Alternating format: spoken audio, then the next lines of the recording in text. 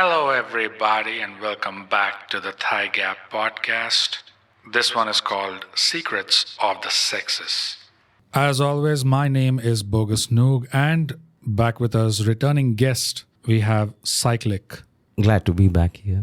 Secrets of the Sexes, that's the name of the show. And I just wanted to give out a few disclaimers before we get right into it. So before that, I'll just say the episode is going to be about, as the title suggests, a few things related to romantic or sexual entanglements between couples, and maybe some stuff that we don't hear get talked about as much. And so we figured we'll just put that stuff out there. And if there's anything useful, that's a good day. That's about it. So now for the disclaimers. The things or some descriptions in this episode could get a bit detailed or graphic.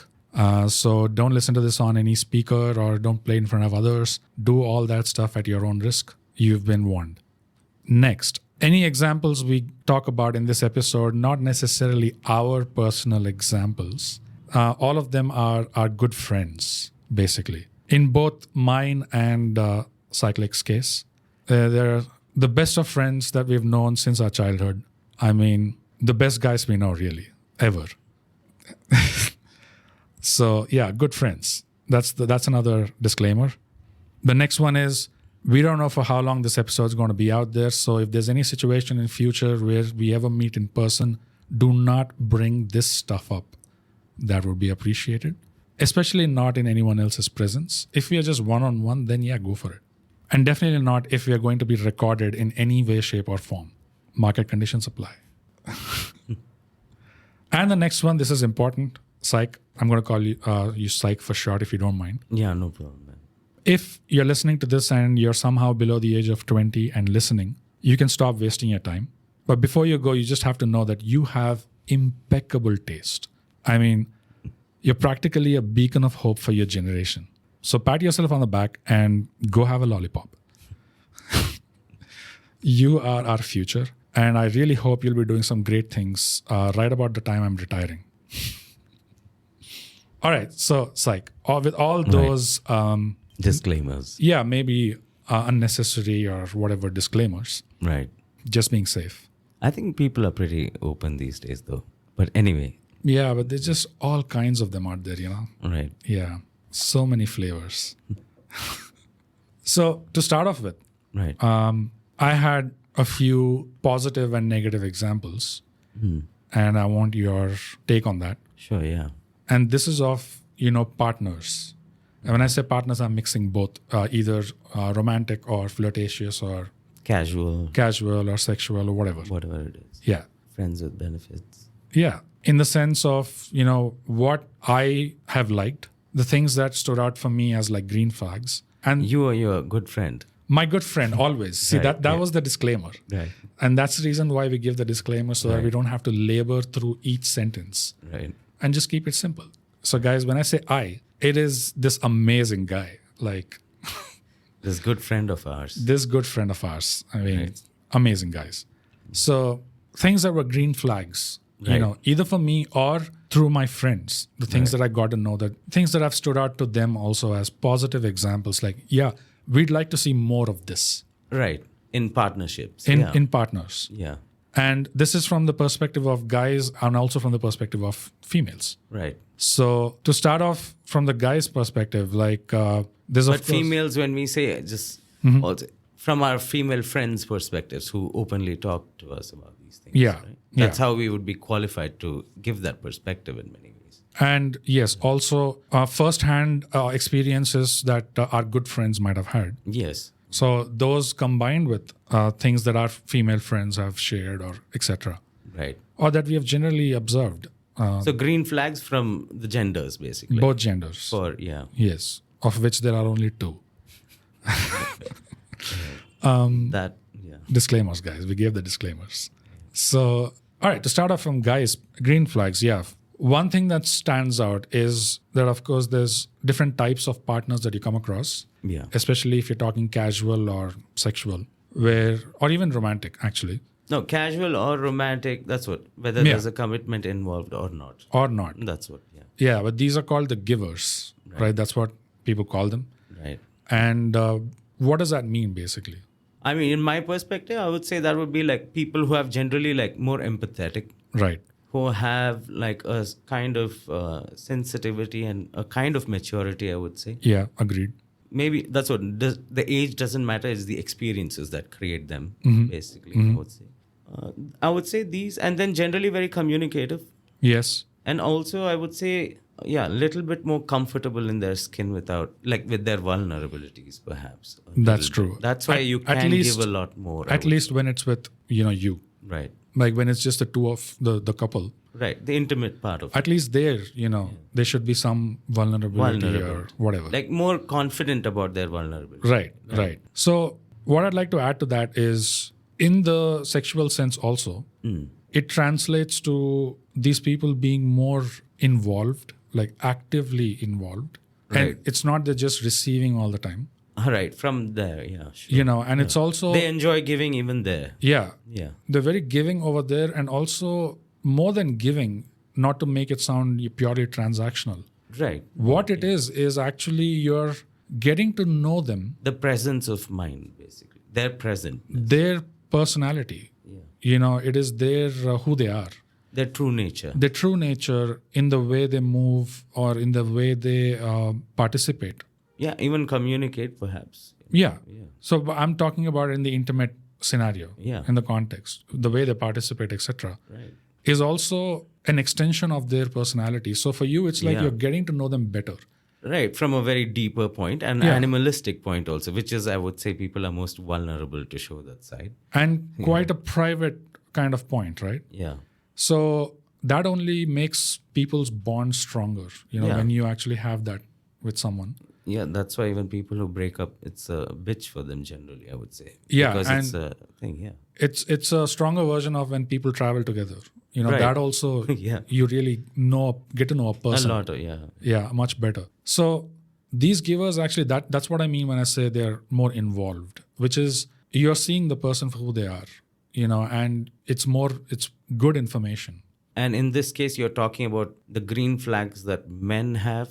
Yeah. The givers in the women. Exactly. I mean, in a straight situation. Exactly. Yeah. So these type of women, for guys, this is what came out in my observation. Right. What is that? Which is that these type of women are like green flags. Right. Like if some guy stumbles upon one of these types, then he should know what he has in his hand, rather than being an idiot and losing it. Right. Because they're rare. But what would you describe, like, for example, if this is the male perspective, right? What are these givers giving? Because there's like a whole plethora of options, right? What is giving to them? Like, at least your friends from their experiences. I think it is authenticity and honesty at the very base level. Right. That's what it is, because it is so rare. No, but also I'm asking, like, on a surface level, perhaps it's like, should she be cooking? Is that a giver? Like, is that that aspect of it can also, some people, audience might like. Well, in that non-intimate context. Yeah. Which is also intimate in a way. Right. But in that context, it is more of collaborating, not competing, but it's behaving and acting like it is one unit. There's better communication. Yeah, and it's not like, it's not warring factions. Right. On either side of a border. So that would be considered a trait in a giver woman. Yeah. In this case, like if it's a male, straight person. Yeah. Right. Cool. So that was one of the green flags that came out. Sure. Givers. Does this match or sync with your own observation, or what do you think? That's what. It depends on the person. Mm-hmm. Like, what is giving, like, what do you need? Right. Because if somebody is giving it, it's because you get into generally most relationships, I would say, in the world are need-based, actually. Mm-hmm. It's some sort of a need, right? Right. So in that, I would say that's what. It depends on that individual. What is it? And generally, it's like, generally it's like a little bit of insecurity. So what is that they require? I mean, I think it changes in between that. Every woman has been like a different revelation of what that neediness is. Mm-hmm. For me, that's the perspective I have. Right. So that communication has to be there. Yeah. All right. The next thing that came out was cadavers or corpses. What does that mean? Which is basically they lie dead, as if a bear came out from behind the bushes. They just don't move a muscle, they, Oh, right. Yeah, sure. that's it. They're like, They just lie. Yeah. There's no involvement, basically. I mean, they might as well charge you for a ticket or something and then just Be a carpet. be a carpet. It's like, it is so off-putting. So this is like a red flag. Absolutely. So, Any other green flags, or that's it? A giver is all that is required. well, what came out for me, like through this thing with That my was friends, what etc. stood out. That was what stood out. Any other points that they had as to what else? Okay, giver is one part. What other traits that they The other came one, across in the women, if it's your male friend, right? yeah. So what did he or them prefer? Other green flags apart from being a giving woman in that case, like in a straight? Yeah, apart from this, what comes out is ease of communication. So which means you're pretty much on a similar wavelength, because otherwise that's not going to happen. Right. And there's not too much of this typical wifey drama, because from a guy's perspective, Yeah. it does get tiring, because when you see that this is a stereotype Right. and it is a cliche, Right. why is this cliche repeating itself in so many women Right. across backgrounds, Doesn't matter. across Yeah. occupations? Just the gender. Yeah. It is just the gender Across thing. the gender. Exactly. It is just like this tick on the gender, which comes with every one of them, or most of them. Sure. The nature of women. The wifey thing, the typical wifey thing, and all the things that come with that. That's one of the things that, if ease of communication was there, then that is such a huge, it's a rare thing. It makes life living easy. Exactly. Easy living. So you can finally Have fun. you can get over the hurdle of Drama. whole drama of men versus women and misogyny, misandry, all this crap, You could just be. and just be and just live, chill, just chill out. Man, what Enjoy the life. fuck? Life Yeah. sucks anyway. Yeah, it is short. You're gonna die. Yeah. What the So fuck let's are you have a doing? good time. Exactly. Let's just have a good time. Right. But for that, I think emotional maturity is a key on both people. Yeah. That is not common. So that's what I meant. The wavelength, which enables that Amongst them too. ease of communication, because that seems to be such a huge hurdle. Yeah. No, that's the stereotype. It's always Yeah. the jokes. And, Yeah. And quite a lot of the marriages these days, which are breaking up, also. Because of that. That's a big part of it, right? Like you can't communicate Yeah. your way COVID around did it. that. Yeah. COVID was like a lot of babies and divorces. Yeah. People really got to know each other. So basically, the hospital industry and the lawyers Yeah. boomed. Yeah. Nice. So what other green flags? Like, because red flags we're going to talk, I'm guessing a few. Yeah. Yeah. So I green think, flags, what other like men generally want? well, that's from my side. So do you have any green flags that you came across?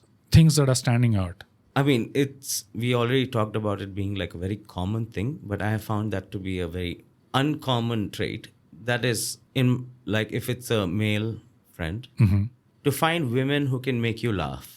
Oh, yeah, of course. That's been actually a much rarer. So people talk about humor. Yeah. Generally, you see in these interviews on YouTube and all of that, they'll be like, oh yeah, sense of humor to chahiye. Yeah.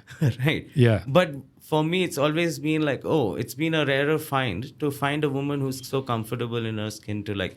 But these days, that's what comedians are there. So that I'm hopefully that people, because this thing about like how they behave in front of like the male versus who they actually are. They might be funny, but they get all like strange, in this like. I'll just put it this way: if stand-up comedy was ever to join the Olympics, men and women would be separate. They won't be combined.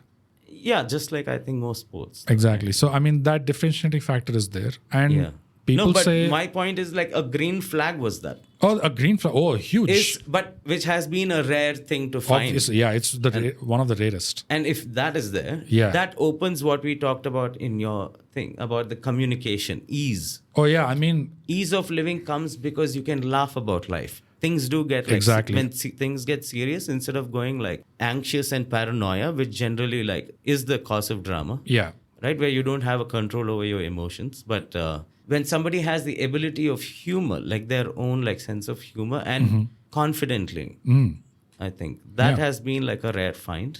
And those are my like best friendships that I've had with like those women, like personally. Oh yeah. But even friendships, I would say, not just like, but relationships, of course, like okay, in that, what are the green flag? I think confidence about their like femininity. Before you move on to that, I just have to plug this. Guys, we did a 2-part special on humor. Check it out. Okay. Yes, check it out. Yeah. Yeah. No, it's very important. I think it's a huge trait which is important just for us as humans. Exactly. Yeah. Men, women is here we're talking in from like a sexual point of view, right? Like what would be the green flags that would make that person from say a friend to interest to? Oh, The chemistry basically. the way humor translates in the bed is that there is more play. Yeah. And it's not just mechanical. That's when it's fun. Industrial. And when it is play, it always lasts longer. Exactly. In the sense of like, you'll have your like people who are not humorous. Yeah. They'll be like, oh, after 3 years, our sex life died. Okay, we are husband, wife. And But those people continue to play. It makes your day, it improves your life. I mean, and it's making the world a better place. It does. If only people were doing it right, hence this podcast. Yeah. Exactly. About what qualities one can cultivate. Right? Right. I interrupted you when you were getting into a sense of their femininity, confidence in their femininity. Yeah. Go into that because even I agree with that actually. Yeah. Because I've seen, especially can I go into a little bit like non necessarily sexual, but to say how that impacts it? Of course. Yeah. Anyway, it's the secrets of the success, not the sexing. Yeah. So what I've seen is this relatively new time. I mean, our data set is generally our age people. Yeah. And generally, I would say we are talking from that experience, like from the millennials onwards, I would say. Right. But it applies generally to, I've seen timeless. A couple of generations at least. Above or below. It's just that communication is different due to the age we live in. Right? What I have seen is the confidence in femininity means, first thing is that their vulnerability that we talked about.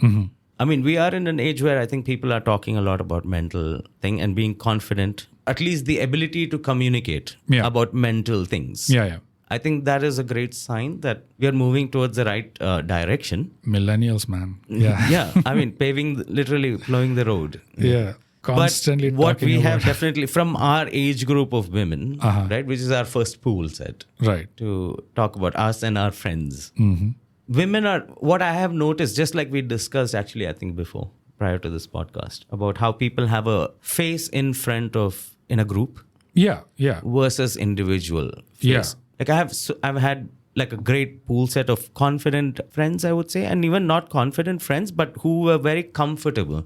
Right. Being a lot more themselves. Okay. In a group setting. Right. Because generally, say the people itself in that group were kind of at a very comfortable level with themselves. Generally, even I've seen like women also. Right. It rubs off on people. So where they have started talking about their vulnerabilities, many are like still great friends and stuff like that. When they start coming out, what I have noticed is there's not really much difference. And this is a key, especially in my case. I'm talking about women.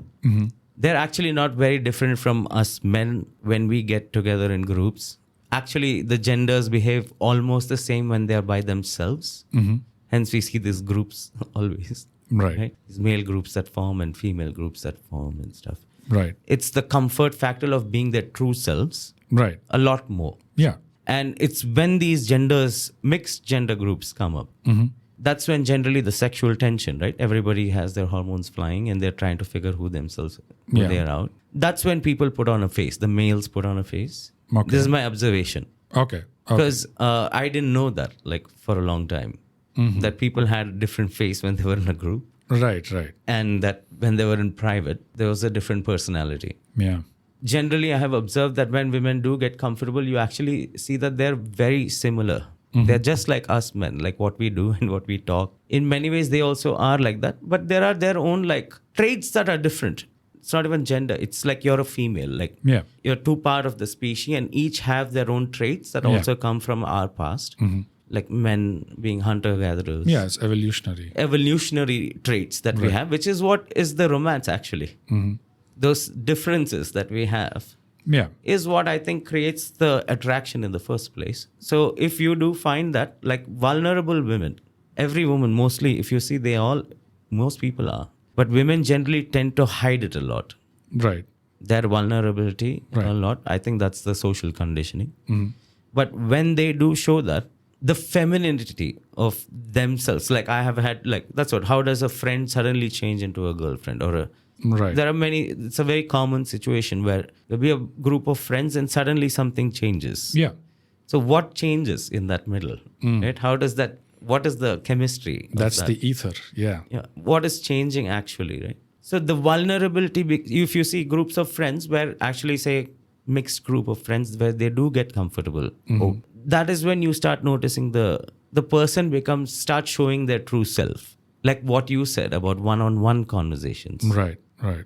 But that's what when the vulnerability comes out, their true nature shines, which is what is the most attractive part actually. It should have always been about collaboration. Yeah. But the social engineering part of it is always pushing it towards competition. And now we are in the transition phase Of what? between the genders because of, till like few decades back, women were not really working like today. Oh, okay. That way you mean. So I'm coming into that point. Got it. And so what has happened is you got the freedoms in many ways, like your own agency, Right. the ability to have more agency on your life. Yeah. So I think right now we are in a very confused phase. Right. Of course. And that's where there's a lot more red flags, because nobody knows how to handle it. There's nobody talking about these like this. So let's go into red flags. What red flags do you have? Somebody, I think, who's absolutely not comfortable in their skin. Yeah. Okay. Like lots of fake people, like especially like in my case, if you're asking a red flag that I might have. I mean, man, you're a so good fake. friend. You're a good friend. Yeah. Yeah. That's what they're just like very, what we call fake. Yeah. And the thing is, somebody who is more self-aware can see through that a lot more. Yeah. Of course. Yeah. Like if you have some sort of observing, that is what we are evolving to be. That is, you start learning to observe a lot more. Generally what they talk about when they say maturity, I think actually what people mean is that you start observing more. We just did an episode on information overload. Right. Yeah. So when you're being stuffed with so much of input, yeah. evolutionarily, you need to improve your quality control. Otherwise, that's for survival. You need to do it. Yeah. So yeah, as a zeitgeist, we will move in that direction. Yeah. Otherwise, we can't survive. But right now, I think we are in a very confused space. Yeah. Genders and everything. So lucky we are to be born in this time. Challenges. Yeah, of course. I'm just kidding. Any other red flags? Being fake, you said. Or any other red flags that you came across from other guys, in conversation? What seems to be sticking out? No, one was what you said about like this very complaining. Or the ease of communication. The ease of living, basically. Yeah. So much that they make it a joke and I think they normalize it. This husband-wife jokes are like the most I've seen. Yeah. So I think because, there is going to be, the funny part is people who might hear this might think that to be chill means you don't react. That I want to, like you will still have fights and you will have friction. There's impossible. It can get biblical. It doesn't mean. It's just how you deal with it. Exactly. Would be, instead of it being like a soap. Right. It can be an episode. Yeah. For a 2-hour episode of Friends. A couple of intense scenes. Yeah. Hair being pulled. And being very relaxed about the impact of it. Like, it's about understanding that, okay, this is a friction point we have. Exactly. And let's just work on it and then get on with life. Yeah. That's it. It's not about making this life. Exactly. It's just a couple of intense scenes, hair being pulled, fingers being nailed. It's done. Quickly. Water being thrown. Yeah. And then resolution. Right. Yeah. To get to that point faster. Like that's what I would call it, like being more efficient or reducing the latency. Yeah. Less drama. Making life more like chill. That is a red flag. So drama is one. But unsure of themselves. I've been like, I would say the worst. Yeah. And the next thing would be what you've seen or what we've seen them react to positively in men. I think it's a man who can make them feel comfortable quickly. Because women struggle with that, I think. Right. To be comfortable in their skin because of the amount of social conditioning. Yeah, they're like lizards. It's just a whole different species. No, just that somebody, I think, who makes them feel comfortable a lot. Yeah. But again... Secure. I think that part of like femininity is still Very primal. it's still there. Like, It's never going to go. yeah, and that is the best part of it. Yeah. It's that doesn't come into equality or none of that conversation. It's Yeah. about accepting who you are Right. and what you are. Right. And your place in our survival, right? Yeah. I mean, it's all like, it's just like any other species. There's a male and there's a female, and the purposes that they play on this planet Yeah. to be like that chill. Exactly. Yeah, from my side, the things that have stood out in my observations are, I'll quickly run through the two quick obvious ones, mentioning just for the sake of mentioning. Confidence, of course, is one, and humor. Yeah. A sense of humor is the second one.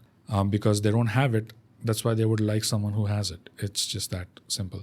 And a secure feeling. That's a very like base thing. Yeah, and I heard it's Like what do you say? like for evolutionary reasons. They never giver. They never had to develop that muscle of humor because they're always the ones who are laughing at the approached. momentum, They're the ones who are quoted. yeah, true. They don't do the quoting. Correct. So it is our burden to actually be funny, Right. to get laid. But for the times.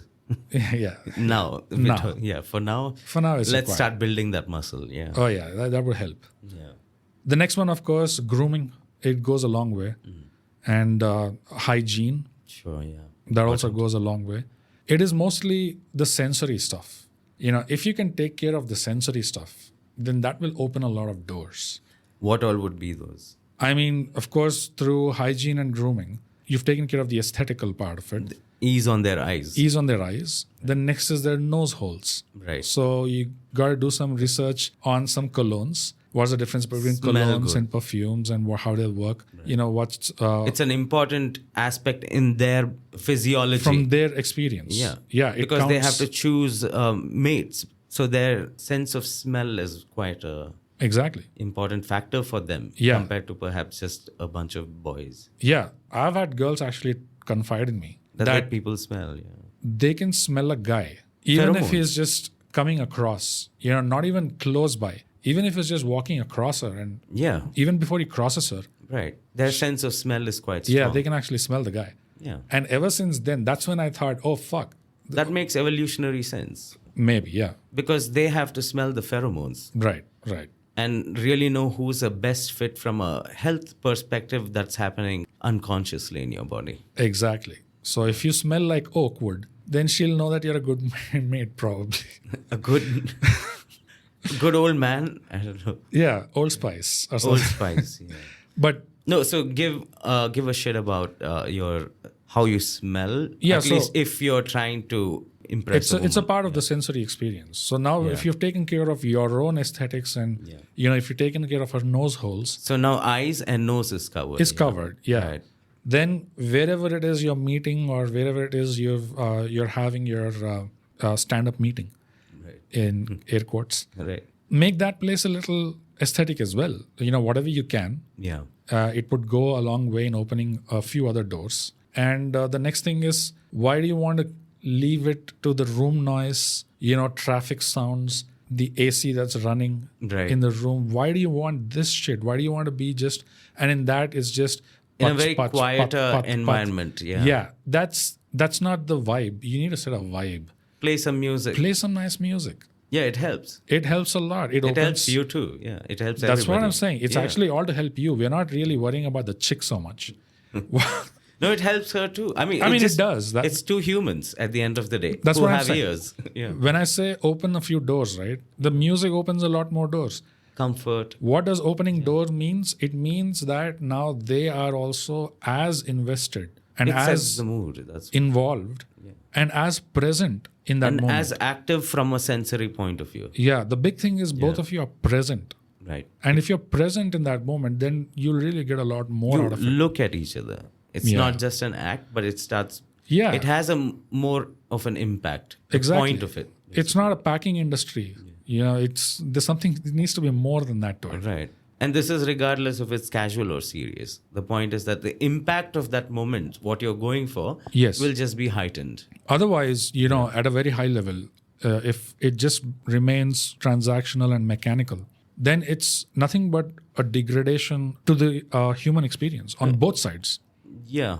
It's just actually quite dull. But surprisingly, many people don't know about it. That it's more than just it's a play. And that is why we talk about these things. Thigh gap, subscribe Yes. and share.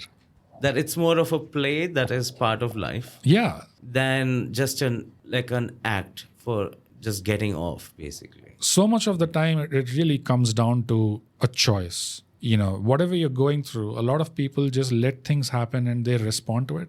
Yeah. But it doesn't seem to be like, no, I choose to have a different experience. Yeah. A better experience. And I'll just try to get a little creative at this. Yeah. So that this experience is as good as it is for me. No, for what it's meant to be, actually. Yeah.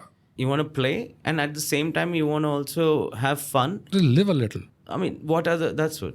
Than being very boring, but that's what, that is the part of giving. And I think also education. Yeah. People really, it's crazy. At least when it comes to India, it's crazy that what we believe about our culture, we truly do, because this is the most Victorian bullshit that we actually live in. Oh, yeah, we do have some of that. We're just coming out of that. Hanging around, yeah. We're coming out of this weird phase. So we're again in the transition time. So there's a lot of bullshit. People are not sure where they really stand, and it becomes this national, it becomes a point to talk about. Yeah. When it's actually something the most private. If you really think about it, the most private thing is the most public. Yeah.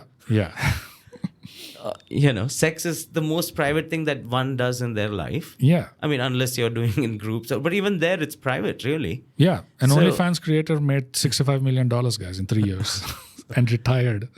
In that, I guess that's more private. It's a one-on-one thing, right? Oh, no. Yeah. It's a one-on-many thing. Yeah. Oh. The many is the audience. Yeah. Yeah. Yeah, there's a lot of them. And that figures into these red flags as well, from their perspective, not from our perspective. Oh, yeah. From women's perspective, simping Right. is a red flag for all the male feminists out there. Stop trying to go that route. It's not worth it. Yeah, I would clarify the woke male feminists. That's pretty much What most of part them of the are. package. Yeah, that's what it comes with. No, meaning also to just clarify to your audience that equality is that's not, we believe in that. Right. But not from the extreme woke perspective, and hence we are equating that to Sims. Yeah. Where there's no, it's a group thought. Yeah. It's a downloaded thought of a group rather than your own individual one.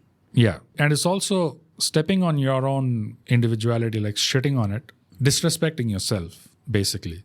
But they don't think about it that way. Right? That is why they're Sims. Yeah. But my point is, that's what it is. So don't go there. Develop individual thought. Yes. Get the information from the group. Right. But mull on it. Yeah. In your own private time. Think about it, research, figure out your personal opinion on it. Then women will like you more, actually. Yeah. Because Sims, are by the dozen, right? Almost everybody. It's a copy-paste personality. But it's just not a traditional masculine trait. It's not a masculine trait. That's why it's and not. That is why it doesn't work, because it's true. I feel females, sad for them. no matter what they say, no matter what they think. Oh, masculinity is a fundamental trait. At the end of the day, what they react to, what they respond to is always primal. The most primal of things is what they respond to. Yeah. So guys really need to keep in mind that there's no point even trying to understand what's going on in that hellish tornado. That's in their psyches, basically. There's no point. It's a labyrinth, so they're never very clear about what it is they exactly want. But there is a pattern in what they respond to, and how they respond to it. On a very primal level, I would Always. say, what you're saying. But other things, they do. But I think fundamentally when it comes to attraction. Yeah, things like that. When it's about who you choose as a mate over the your core other friends. Evolutionary stuff, at least. Why that? The chemistry that's different. Yeah, they are way more primal than men are, actually. That's why their senses are more loud. Yeah. Or, loud in the sense more heightened. And if you notice, that's the same in most species, actually, contrary to popular belief. That it's male that is actually a lot more driven. Actually, I would say it is counter. That is actually, it is women who are more driven. It's just that society has made them do an excellent act of hiding that. Right. But it's more primal because I would say, even if you look at it from an animal perspective, right, which is what actually we are. Yeah. Just a reminder. They are the ones who are the propagators of the species. Yeah. So the selection has to be in a very primal, unconscious, animalistic way. It is their duty to find the best samples to propagate. So their sensory observation would be at a much heightened level. So it's contrary to pop. Now we are coming out of that, I would say, a little bit, where now people are talking, more openly about their desire. Women's desire is now being talked about. Now it's much more open. So it is confusing for men, and I guess that is why many turn simps again. Many do, because many of them don't understand how to handle the new woman, right? Who's also got what is traditionally considered masculine traits, like a provider, somebody who goes and works outside. So I would say this confuses sexuality quite a bit in the current times. And so I would say Sims are also a product. I see it slightly differently because simping is... You think it's been timeless? Yes. From eternity, there have been Sims. It has sure. been. Yeah, it is timeless, but the thing is, it's not something that's unique to us humans also.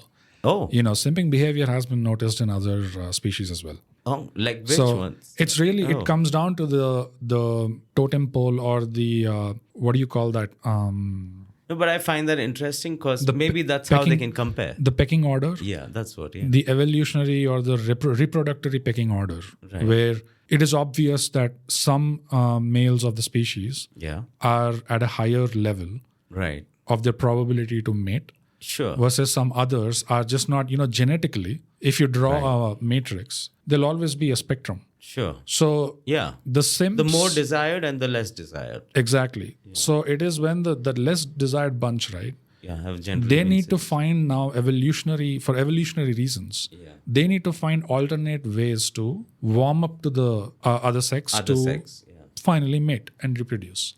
What do you think those are? One of them is simping. So, but then Sims do end up marrying too. I guess there are women Sims too. So. No, of course there are women Sims, for sure. Like all of the top level people will have female Sims. Right. It goes both ways. Oh. Yeah. Right, who crave your attention. Oh, yeah. And they go to extreme lengths, like beyond reasonable, limits. And it takes over, it becomes like an obsession, Yeah. And so, that's how you make $65 million in 3 years and retire, so. But that can be a very smart businesswoman too. Of course. Yeah. Yeah. Than being a simp. No, the not. Sims The are Sims behind her. Yeah, the engine, basically. No, but I think, generally I would guess, I don't know, I've not seen the site, but I would say all sorts of men would go on to a site like that. You think it's just the Sims? Well, But you think the ones who are paying the money? Yeah, I believe that's a finance, like you have to pay and... No, but it is an act. You're introducing action into the world to confirm your intention. So when you do an action, now you're certifying yourself. But not necessarily as a simp. You are that's what I'm saying. You're certified simp now. Because if you go to OnlyFans. And you pay. Especially when, Why? All kinds of free shit is available.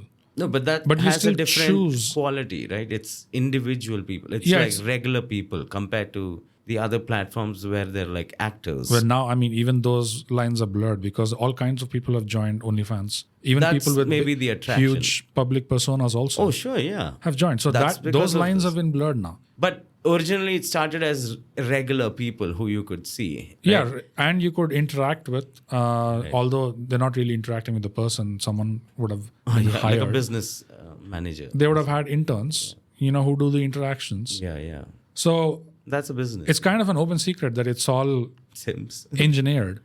Yeah. And yet the Sims march on, and yet the payments go on. So this is an undeniable thing. Sure. So the next one, which is a green flag from their side, is assertiveness, which you can understand why. Because that's another traditional... Confidence. Yeah, part of confidence. Traditional male gender role also. Yeah. It requires that. Those are their green flags. That's done with the green flags from their perspective. And you could say, this one I was going to talk about in the next segment, but it's the privacy aspect of it. There's a saying in English, a gentleman doesn't kiss and tell. Right, yeah. So it's discretion, basically. Privacy could also indicate someone who's deliberately or consciously being private about something. Right. Whereas discretion is you don't put anything out there because there's no reason to. It's not you're actively trying to conceal something, but nobody else needs to know. It's my business, So you just Don't put anything and everything out there. So guys who... But by that you mean like media or like even... No, that's what... No, I'm talking about guys. Right, So a green flag in guys in the sense is, if you're a guy who, for a few fleeting moments of ego boost among your peer group... A red flag.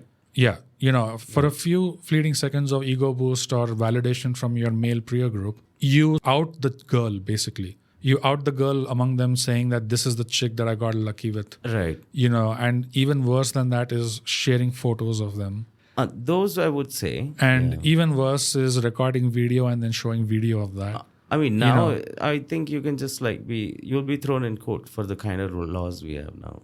But it happens still, yeah. Yeah, it does happen in a group, you're saying, privately. Of that need or desire to be valued, in your own peer group. That if I show this, the guys will think I'm cool, or the guys will think I'm a stud. In a way, more masculine. Yeah. What they misinterpret as and that. They misinterpret that. And granted that as we are young, we might make some of these mistakes ourselves. Sure. And we might discover later that, that was not the right thing to do. Right. I'm not going to do that ever again. Right. So even that way, it's okay. But the thing is... Are you saying that a lot of the women actually get requested for that quite a bit when they're dating? It happens. And sometimes they requested themselves. I don't know. I mean, it's all possible. But basically, but the thing is, you don't have to put them on blast, is what I'm saying. Absolutely. That's kind of disgusting. There's no need to actually tell someone that. At the max, you can say, okay, I'm seeing someone.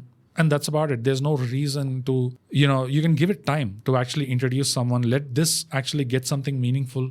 Yes. Get to a meaningful place. Right. And then maybe you could merge the worlds or whatever. But otherwise, there's no reason. There's no benefit. But they believe that they are doing it from a masculine, to get a feel of masculinity. That's it. It's just to get the fleeting moment of validation. This you think happens across age groups, or generally, like you say, this think teenage, early teenage, late teenage? Maybe more in that age group, but I think it does happen across because in male dynamics, in a peer group of males. It's a feeling of power, you think? Yeah, it is definitely. That's what. Yeah, and men need that, Yeah, that's part of their validation. Yeah, it's power, it's freedom, it's power, it's all of these things. So if you can cut that shit out, as a guy, then that goes a long way. Right. Where you don't really put everything out on blast, DMs, private messages. Be more discreet about your partnerships. Yeah, the world has been engineered into a way where this seems normalized now. Like that's what I see on YouTube. Exactly. Everyone's putting everyone's shit out in the open. But it was not. Just a few decades back.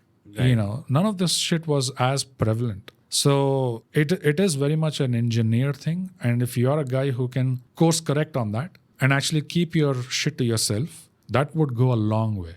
But what would you then tell to the YouTubers who are very public? And then actually I've seen a few channels where they're kind of very comfortable with talking about the details, both male and female. Yeah, but I think they may not know the consequences of doing that. In the long-term consequences of that, you don't know what you would be doing 20 years later. I know of a podcast, Indian podcast. It was centered around talking about everything related to sex and adult stuff. Sure. Even detailed in graphic detail about positions and all that stuff. Yeah. So because of the risque content, right? Yeah. It became really popular. Sure, yeah. And because it got really popular, that person's identity was always known from the beginning. Yeah. So now things started happening in her own society where she had to now shut it down because things got way too much. Her family was attacked and all that stuff. So as much as we can voice ourselves out more in today's times, we still have to be realistic about. There is a responsibility, at the very bottom line. You can think about, there is a restriction on free speech and all that stuff. Okay, that's one angle. But another angle is when you're holding a microphone and you're putting out a message which propagates to all corners everywhere. Yeah. It's just public. You have no control of who is listening to that. How they interpret it, and at what age they're listening to it, what time of day, whatever. You have no control of that. So if you're saying something which statistically, just look at math, probabilistically ruffle a few feathers to a point where you can have very real world consequences. Right. You need to have enough more discreet, presence of mind, and you need to have enough maturity and tact to know beforehand that there are certain lines you don't cross. Because when you're broadcasting a message, it needs to have a certain level of responsibility to it. But then wouldn't you, I'll counter to that saying that, so how much do we live, the balancing act, what would be like a balancing act of where you are trying to break those barriers too? Of course, there are real world consequences because we are all in a transition time. And that's what, when you broadcast it, it goes even to the small town people or some village somewhere where the quality of that community, the conservativeness. They may not have the context, you know, of what you're talking about. And where what your society is. Like, exactly. Yeah. Where you might be more comfortable. But even there, I mean, but where is the balancing act so between being public, like talking about it so that it helps others? Right. Because if one of the part, see, there is also an aspect of the popularity of, say, of you're talking about risque topics. So the balance for me is you actually control your audience. So if you have a paid subscription or a Patreon. Like but even there you can find weirdos though. So where do you No, if they're paying customers, right?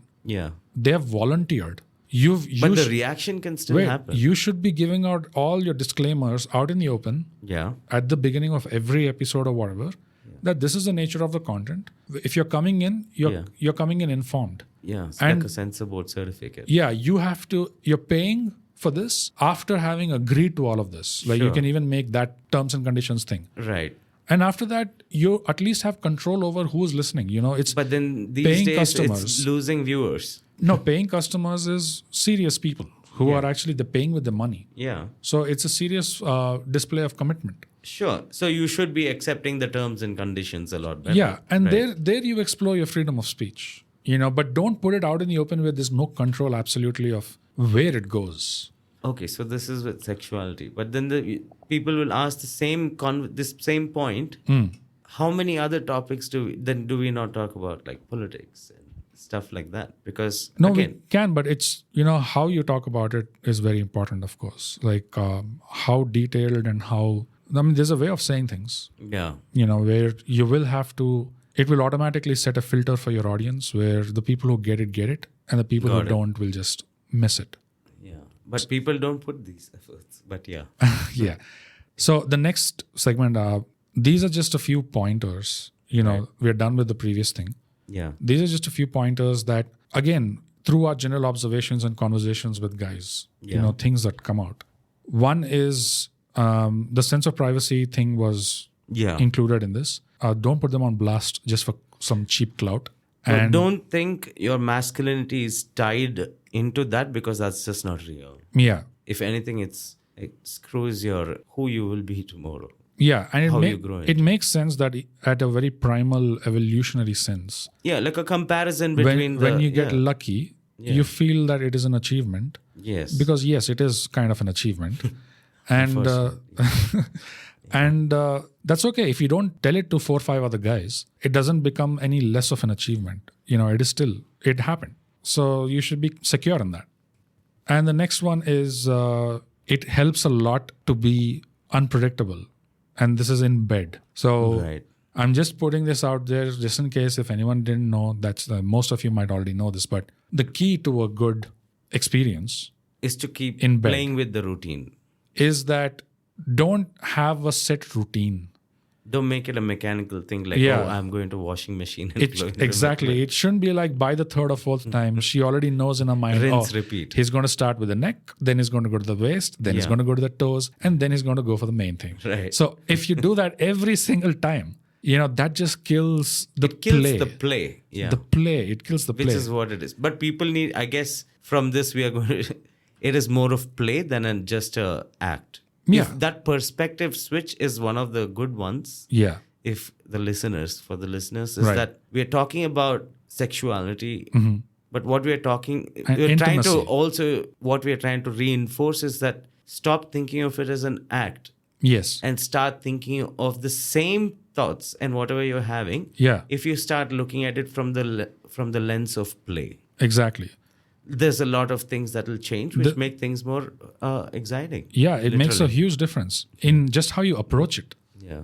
You know, you would approach it now with a sense of curiosity, a sense of imagination. And it's going to be better for both of you. Both of you, yeah. And as a man, yes, it is your burden, unfortunately, to be the entertainer. You've got to be the clown, metaphorically speaking. In the sense that given the hammer. Yeah. Literally. Exactly. Yeah. So the other side is just a receptacle. So just look at the design and catch a clue. You know, so you've got to be the guy to be a little bit more creative. Right. And be a bit... initiate a little bit. Yeah, be a bit unpredictable. You know, one way to say it is, in the same session, you could switch up your routine. That helps a lot. Yeah. But also, one night you could be a doctor, the other night you could be a plumber. Do role play, basically. Literally, within play. What I actually mean is... Get creative. You know, one day you can give them the blue collar experience. Right. Which is also sometimes appreciated. And the other day you can wine and dine. You know, you can play up the routine. Yeah, you can do croissants and baguettes and shit. And another day you can go pani puri and chaat. Right. You know, you can go raw. So I mean, you have so many varieties. That's what. Yeah, Life is quite unlimited. Mix it up a little bit, have fun, so that they'll also have fun. And if you're lucky enough to be with a giver, what happens is sometimes, you know, what I've heard from my good friend, Syke, is that sometimes they may not be even familiar to the possibility that, oh, we can actually switch things up here. Right. We can actually play. You know, if you're bringing some new things here to the equation or to the table, if it's a table, it's already pretty freaky. But yeah, to the table, then I'll also bring something. Yeah. You know, and if you're lucky enough to be with a giver, then what you start noticing is now you don't have to put all the effort because they caught the clue, they caught the hint. Right. And now they're bringing their own personality into it. They're bringing themselves. And they're starting to direct the play. Yeah. And now you're both playing with each other. And in the process, you're also getting to know each other better, actually. A lot better. And now it's a conversation rather than just a act. You know, it's communication that's happening non-verbally. Communication. Yeah. It's quite deep. Exactly. It's also why I think it's been celebrated. It's the current perspective is a Victorian bullshit we have in India. Oh, yeah. But actually, if you really see, that's why it's on temples. I mean, I always ask my friends, the current India where we are, I can't imagine somebody building a temple with play. Right. With art on sex. Yeah, there's multiple interpretations on that actually, but I never could find that, okay, this is why they did it for sure. You know, I came across like multiple different perspectives or interpretations. But I think it showed from a very simple point of view that it's essential to living. Basically, they showed the different acts as a way of you can call it like their role play, what you just said before. Yeah, and also... like different ways to keep a very core part of civilization intact. And also, if you look at it from a design or a designer perspective, it is visual shock value. You know, just the contradiction of the juxtaposition of the kind of imagery you're seeing on a place of worship. But that perspective is the Victorian perspective. And I'm saying there's a reason. It is very deliberate that you notice that. Yeah, correct. And you try to figure out why that is the way it is. Why is it on a religious structure? Exactly. It's the same with the pyramids, right? Yeah. People had to measure it, and then they figured that there's all kinds of secrets, mathematical secrets, encoded in the pyramids, in its dimensions. Right. So it commanded your attention in such a way that you had to study it. Right. You know, so there is a designer intention behind it. That's what I'm talking about. On our temples. Yeah. But also linking that to what we're trying to say is that there is seriousness in the act itself. Yes. It's a very private, I mean, not necessarily about private, that it is... there's a seriousness, but at the same time, there's so much play in it. There's so much play in it. And that's the balance of, I would say, perspective that they're trying to say is key. Yeah, and best case scenario, right? Best case scenario, it is an act of very high potential. Yes. I'm talking about energy potential. Energy, yeah. The exchange that happens. Yeah.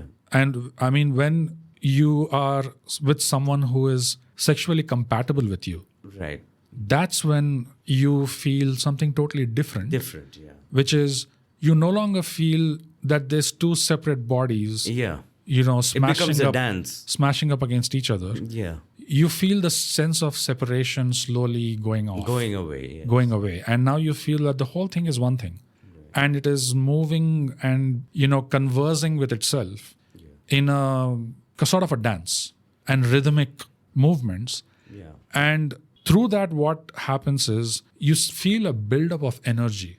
And a kind of unity, which is literally... But I literally mean energy. Yeah. Like you actually feel it building up. Right. In the pits of your stomach. Yeah.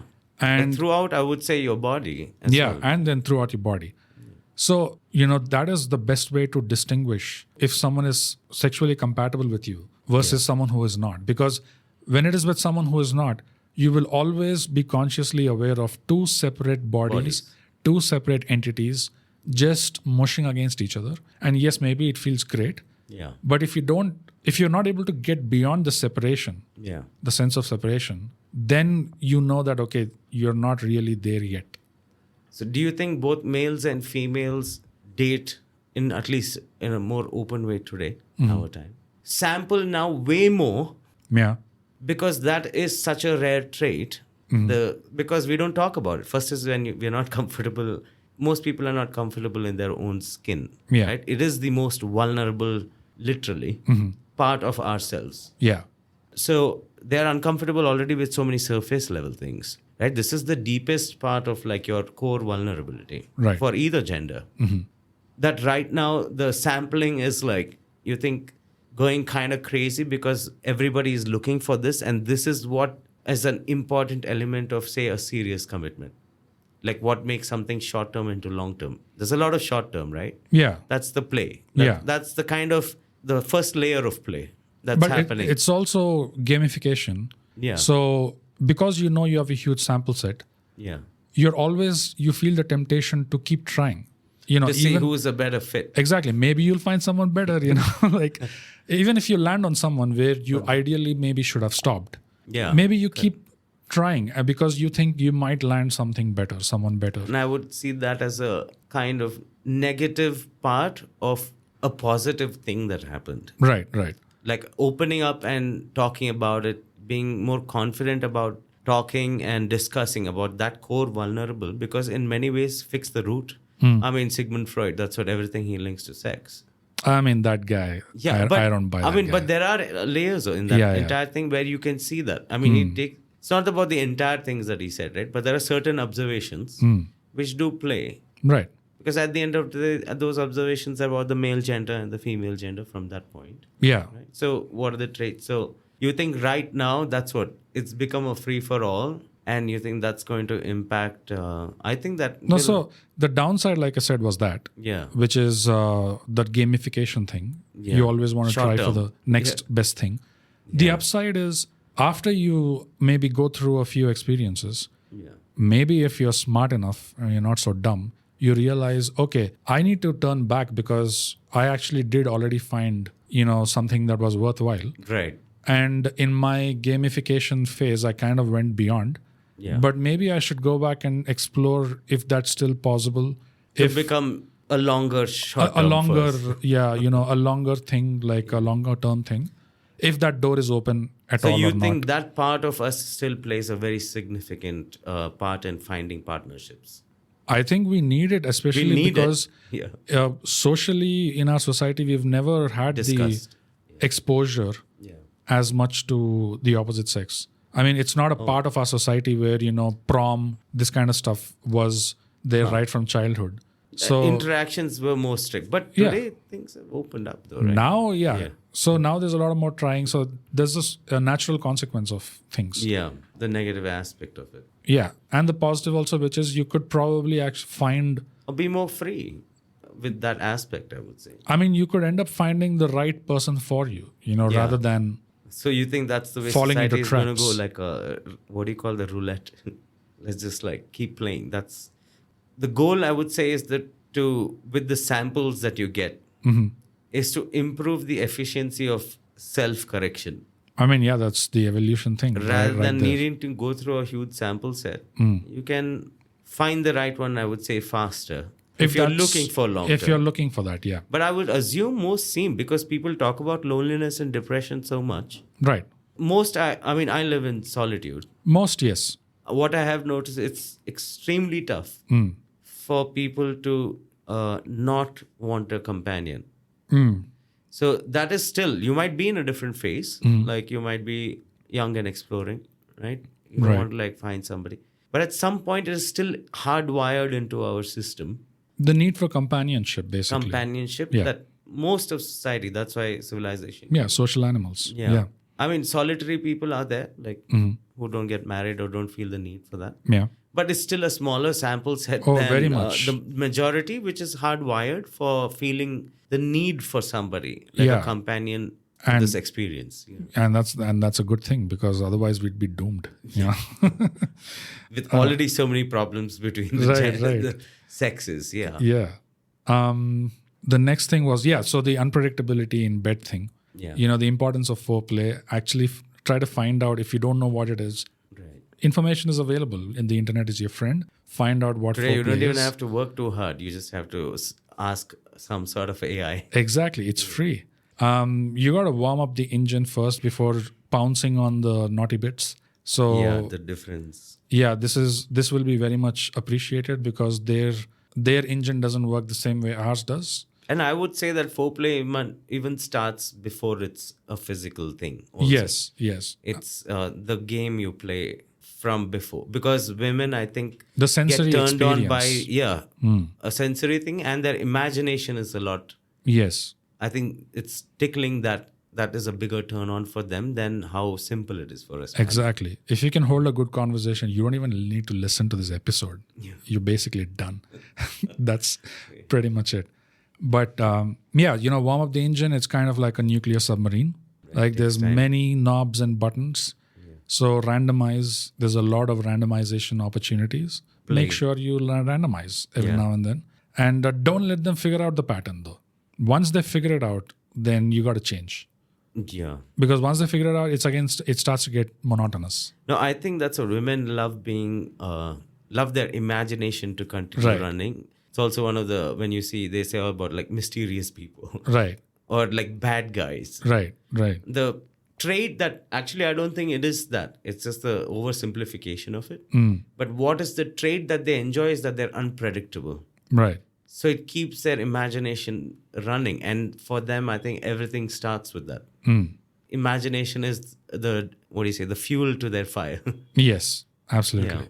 So try to be more creative, but this might be more simpler to say than I think, because most people, I don't believe, even have an idea what that means. Maybe, I don't know. To be creative. Yeah. And if you're lucky enough where she ever takes charge, right, let her do it. Yeah. Sit back. And relax. Even though whatever she's doing is weird for you, like you don't even know what the fuck she's doing that, because it doesn't work for you at all. But it's doing something for her. No, and you are letting her explore her her imagination, and when it's actually quite difficult for them to open up first of all. Exactly. So that's why I said if you're lucky enough, let her do it. It's fine. Because that opens the door to back and forth, and then, better from play. there, it's better play. That's what I would say they also want. Yeah. And you also do, actually. Yeah. If only you discover it. Don't think of it as an act and start thinking of it as a play. Yeah, and sometimes, when they start playing, they tend to get very intense, and because it's been suppressed. Exactly, and it can scare you guys sometimes. But just hold on. Go for the ride, surf the wave. Exactly. Or they will appreciate you for Take the ride, and what helps, at least for a good friend of mine, is just close your eyes and slow deep breaths. Just slow deep breaths, maintain the rhythm, close your eyes, and just ride the madness, because it is going to be chaos. Right. Because it's important that when things are going at that stage, when things get to that stage, you should not be the one to peter out in the middle of that. Figure the psychology of keeping that going. Yeah. It's a mental thing for us. Exactly. Make sure you stick around till her ride is done. Practice. If you don't, it's okay. Open communication and practice. Exactly. It'll get better. That's it. That's how things work. Nobody's born with the skills. Yeah. The next thing that I want to say is a point where maybe you and I will have a different take on it. Yeah. But from my perspective, it is that if you are with someone who you have at least a medium to long-term interest in, and this is a romantic kind of situation. Yeah. Or it's a situationship where things are more serious than casual. It's a situationship, but it's definitely not friends. That's excluded from this example. Right. Don't ever, ever cry in front of them. As a man, you're saying. As a man. That's from my side. When you're in at What least is medium to long term? Medium to long term, where it is, medium is just you've already committed. No, that's fine. What is the fresh. time period, like generally? Or does it matter? Or medium is like, I guess. Or it's an emotional thing rather than a time thing. What is medium to long term?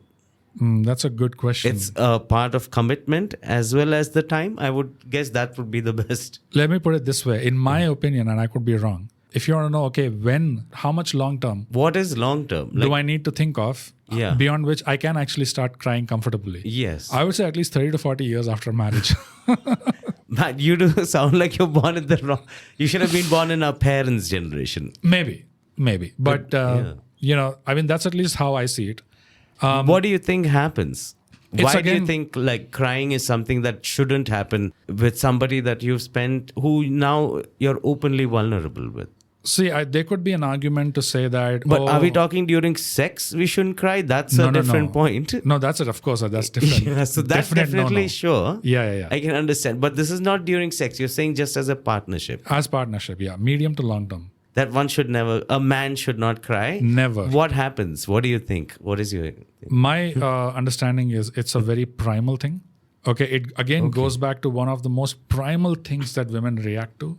Yeah. And you think they don't? yes, you'll find all kinds of talking points these days about, oh no, men should show their emotions. And Yeah. you'll find women themselves saying it. But again, once again, don't look at what they say. Don't look at what they think. It's just what they respond to. And what they respond to is they don't respond very favorably to this. But definitely not 30, 40 years. So that's what. More realistically, what is that long term? Before you think a woman would think less of a man. Why I said 30, 40 years is by then you're pretty much locked in. By then you're like, But that's a long time. right until die, baby. Now we're old enough into this. So now I can cry the rest. Yeah, now So you're talking about this. she's good now. Do you watch Star Trek? No, actually, I just watched very few episodes actually. So in Star Trek, there's an alien race. You would have seen, about Spock yeah, at least. Spock, yeah, Vulcans. Right? So yeah. Vulcans. If you get into that, you see that this is what they do. They do not show their emotion. Oh yeah, And at Spock least, is stoicism basically. yeah. I mean, not the way that actually they play it when you see it. Yeah, I know, It's I not know. stoicism because there is a shit ton of emotion. Right. That's what I laugh at when I Yeah. think about how they represented a lack of emotion. Right. So it's still acting. So, I mean, that's the contrast. Mm-hmm. But at the same time, what is the point? What is the point of that species was that do not cry? Cry, let's take crying for them. Right. They definitely wouldn't cry for like 70 years. No, but that's for everyone. I mean, that's in front of everyone, not just their opposite sex, right? No, even their family. Yeah, it's not just That's what everyone, I mean. including their wife. I mean, this is specifically, Yeah. in front of women. Yeah, in that case, say his wife. Right. A long-term partner. Right. Right? We're trying to express that. So they do not cry. So I just want to get sure that your version of a man crying is that person. Basically, what happens in that alien species is that for the 50 or 70 years, they do not cry. And then the 30 years after that, all he does is fucking cry. Wow. So you think, I mean, I'm trying to interpret Like a whether wailing bitch. Yeah, so basically. 40 years because Okay, they yeah. hold it in because Right. crying is a natural expression. It is not gender related. Right. It is a healing mechanism of the goddamn body. I would say find a woman, green flag Right. Okay. to add on, who does not associate your healing mechanism to less of masculinity. Right. But okay. as a way for you to be comfortable, and more importantly, I think it's a more of a, and let me be clear, it's not about a man who's constantly crying about his problems. Okay, In that yeah. part, I understand. Yeah, we're Like, talking about brief displays of emotion. yes. When it comes to brief, 40 years is too much. If it is a whiner, I can say, okay, maybe during I'm your just saying early play it dating, safe, guys. Just play it safe. and I'm trying to, my counterpoint Right, to Bogus's point is that I think find a person who doesn't look at it as whether it's a masculine trait Yeah. or a feminine trait because it's a biological reaction. Yeah, but that's it. And get a woman who can understand that. And if they think, say you've been together for like 5 years, if you're married, like, aren't you going to like have moments where things just feel out of your control? It doesn't matter whether you're a fucking man or a woman. There'll be certain things You will that have, yeah. and those things can bring you into a breakdown situation. See, but these are all rational and logical points that you're bringing out, Yes. which is the domain of the male species, the male gender. Or you haven't met enough of the female gender. That's what I'm saying. They do exist, but they're very rare. I mean, I've come across quite a few. That is anecdotal, but it's very rare because I mean, in a general sample when set. you say find them, it's easier said than done, really. If you find them, you're really lucky. But if you I think it's active. You also, as a man, I would say you need. I mean, it's also. I would say this is personality development for both sexes. okay, yeah, Is that work on being more confident or being more basically? I mean, as a music person, that is what we try to do, right? And so my perspective comes from that. Yeah. We live in that world of trying to be. but Your vulnerability is your power. but that's what again. Artists are again a minority of the entire sample set. So Yeah, but these All days, I'm- people on YouTube, influencers also call themselves artists. people, that's a No, whole but different also thing. meaning they do Even then, talk that's a about their minority. vulnerability quite openly, right? Yeah, but crying is a different thing. You know, really think that if you're with somebody for 10 years and you cry, that woman's like, I didn't marry a man or I wasn't with a partnership with a man. You think that's severe? I think you cannot predict the intensity of their reaction. It's like they could, But that would be, within them, yeah. they could have from a spectrum of a mild ick to a significant switch off, where now their sexual appeal, because it's again very primal, like I said, Yes. their sexual appeal for you kind of goes down. It I dies agree. a bit. But Yeah. when, perhaps let me address that. Like, what aspect of this crying is tied to perhaps the masculinity, Yeah. which then gets them to feel unattractive, like less attracted to you?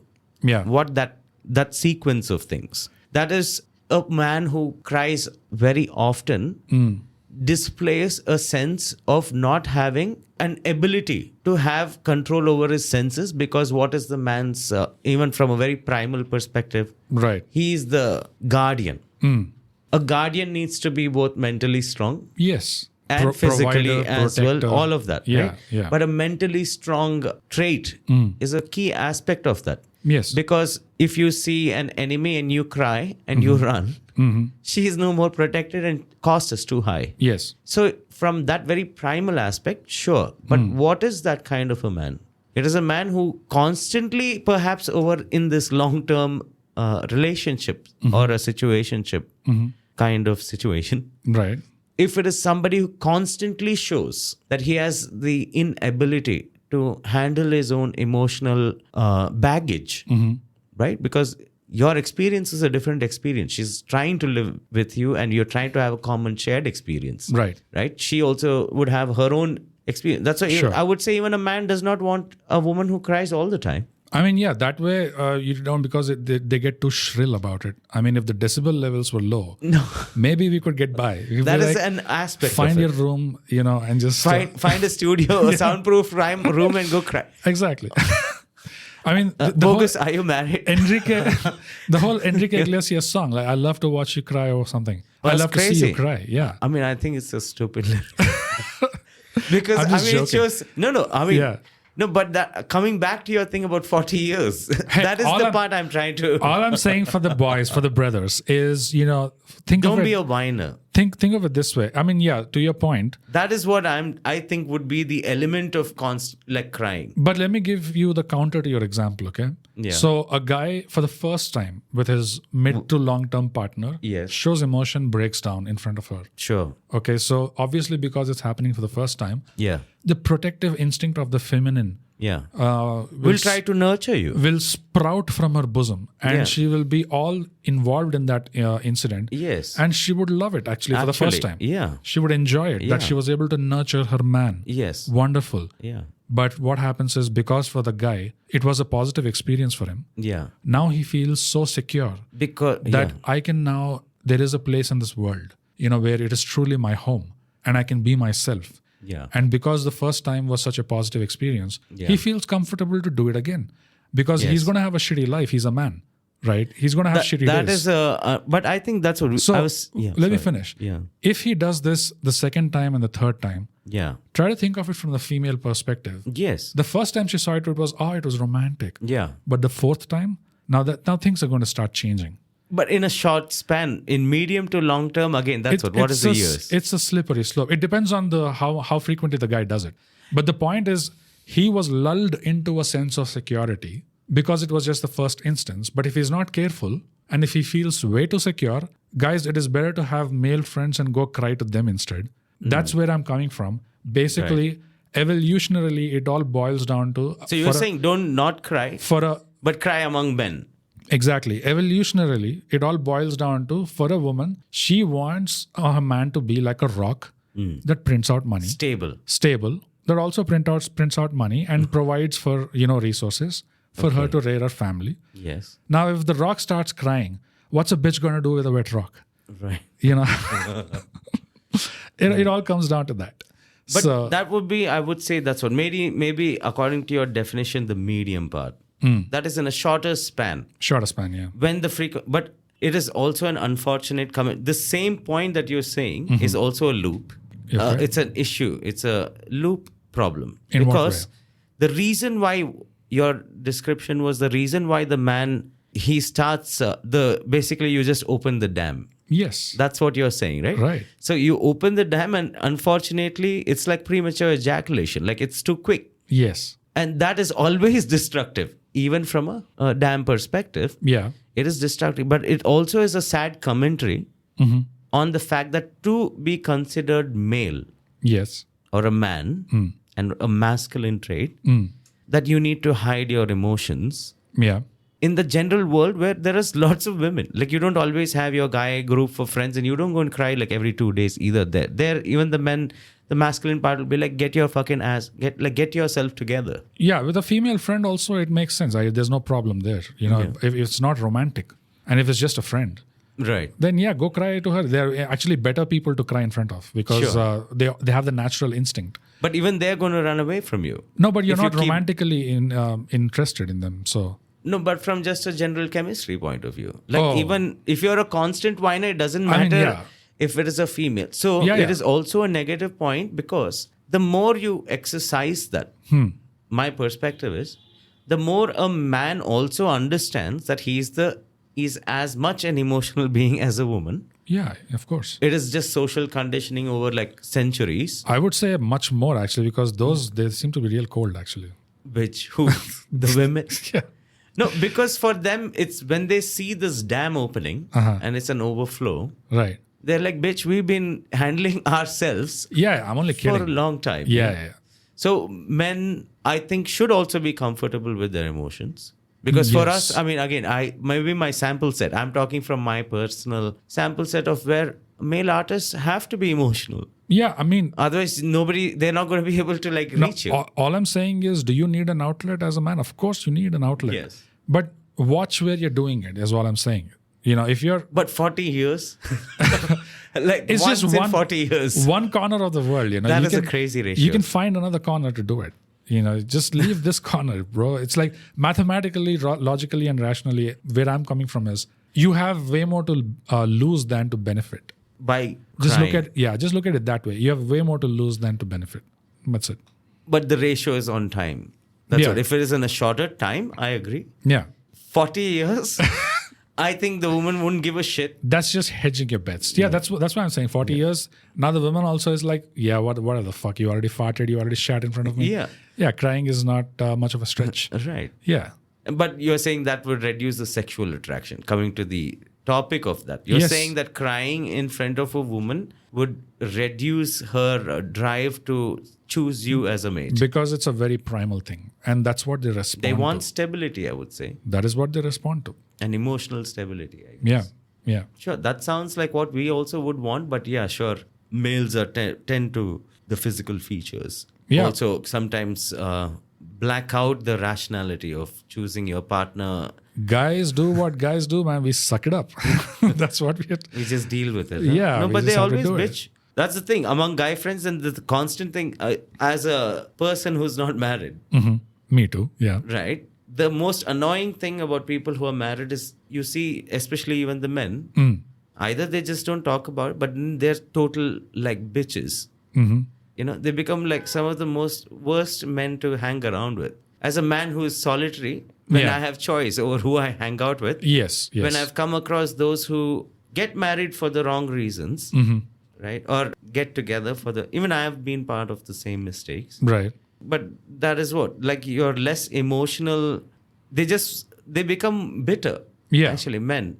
So I don't know if that's a right thing, where I think there should be a balance where he's able. I mean, I have actually one of my friends now, where I live. One of the biggest problems is his father is from the older generation, and I have met that person too. It's just his lack of the inability to truly express his emotions that has made him a very bitter man as he aged. Yeah.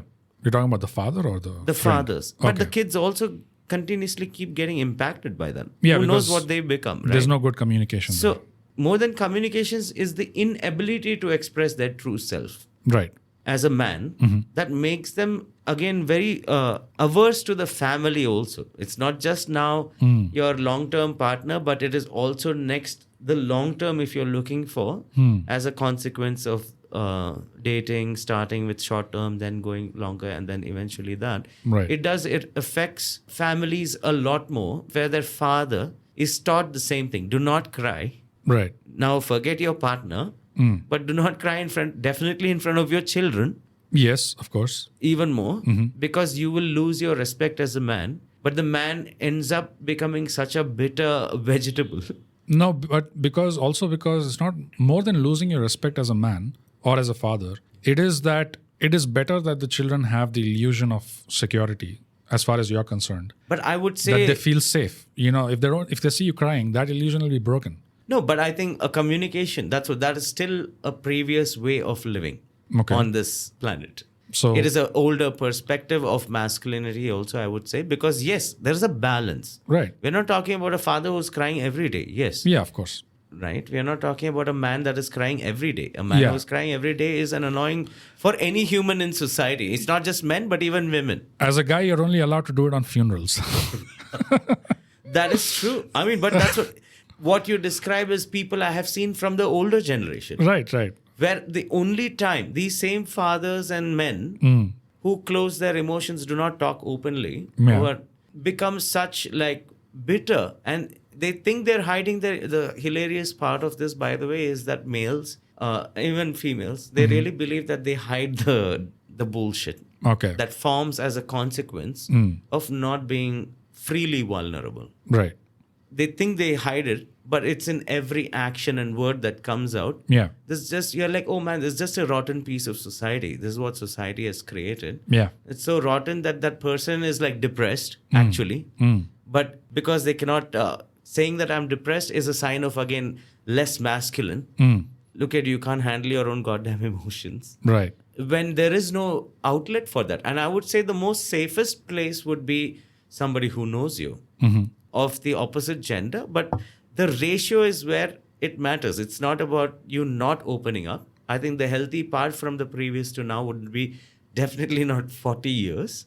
That's maybe like, okay, get to after commitment or like a long-term commitment becoming more serious. I think a man has freedom. Yeah, or of course. Even depending on if you're not going like, not many people believe in marriage and stuff like that, but they love being partners. The 40 years is just an exaggeration for comedic effect. You know, it's also a secret hope that if someone tries hard for 40 and they give up at 20, you know, I at least got them to 20. You know? Right. That's the point. Yeah. Aim for the moon, as that bad saying goes. But you can cry, man. If you miss. Yeah, be careful. I mean, you have 2 points of view here, and that's the good thing. Yeah. You be the judge. You know, fuck around and find out is what I say. Balance it out. Cry, bitch. Cry in front of her and see what happens. Who knows? Sometimes you might just get the best sexual experience because you're showing vulnerability. Yeah, no pain, no gain. Do it. Yeah. And different, I mean, that's the thing. Women are not all the same. Each one have their own triggers, and who knows? Yeah. That's the sexual compatibility that we were talking about.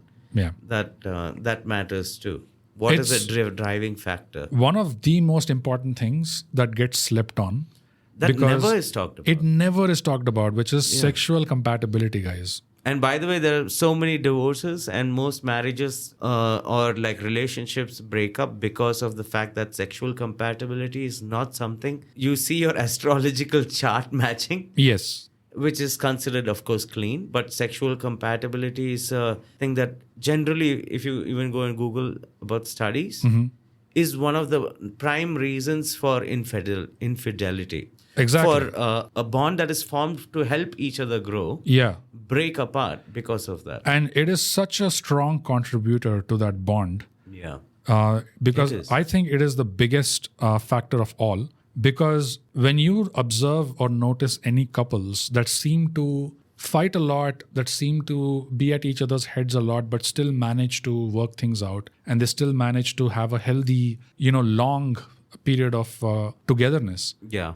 And there's quite a few examples of those, thankfully. But when you observe them, the reason why they're able to work things out is because at the very core, it's something like this, that their wavelength, their sexual compatibility is so much in alignment that they recognize peripheral differences of opinion for what they are, that they're just peripheral.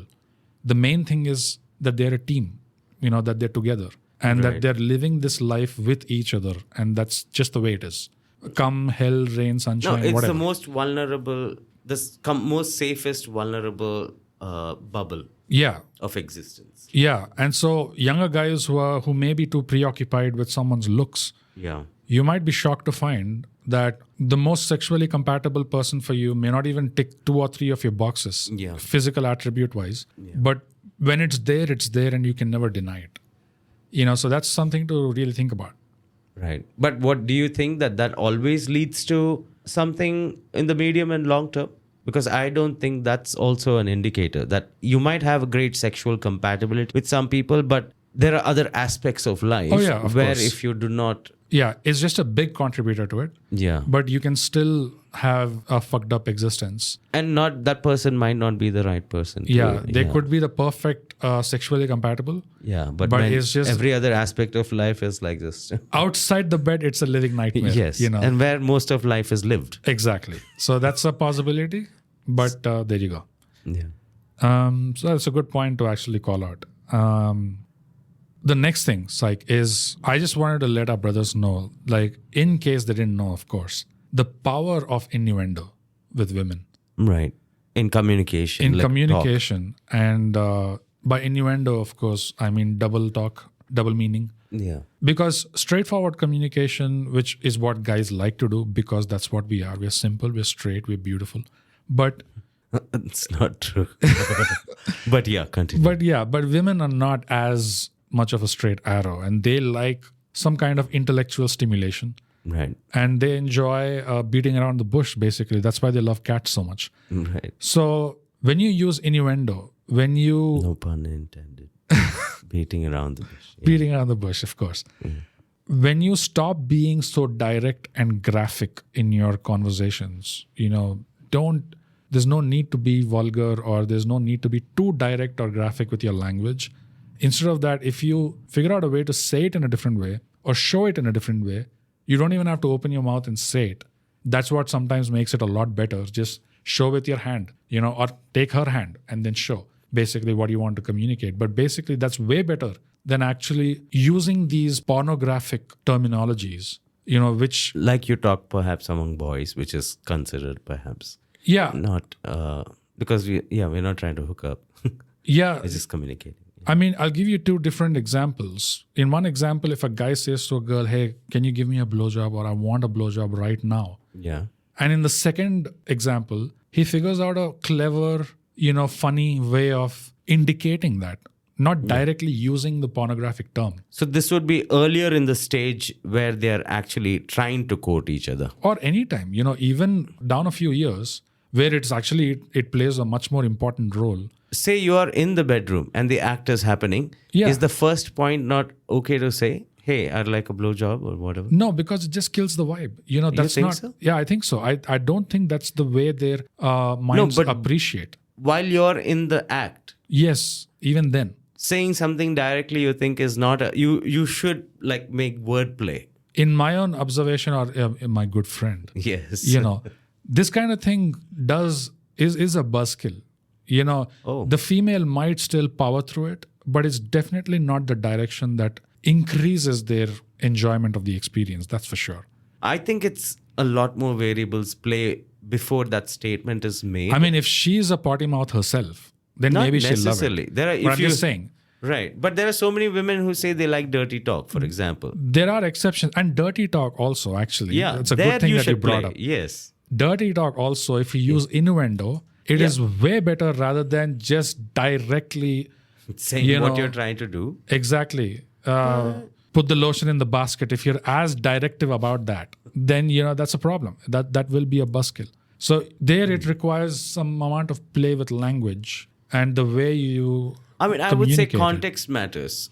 Yeah, but Because I don't think it's always required, because a lot of women do enjoy I where would you say- say it directly and Okay. in a way that you don't have to like do word play, because it's the context, right? It's the heat of the moment and how you're saying it. More importantly, I think, as an experiment, you could do this as an experiment where you can compare, this versus that. In one situation, try to be a little clever with your description, or don't even open your mouth and verbalize it. no, these Indicate it in some way. the difference that I would say is that during the act is different, but what you are saying, I definitely agree upon when you're in the early courting stage, Okay.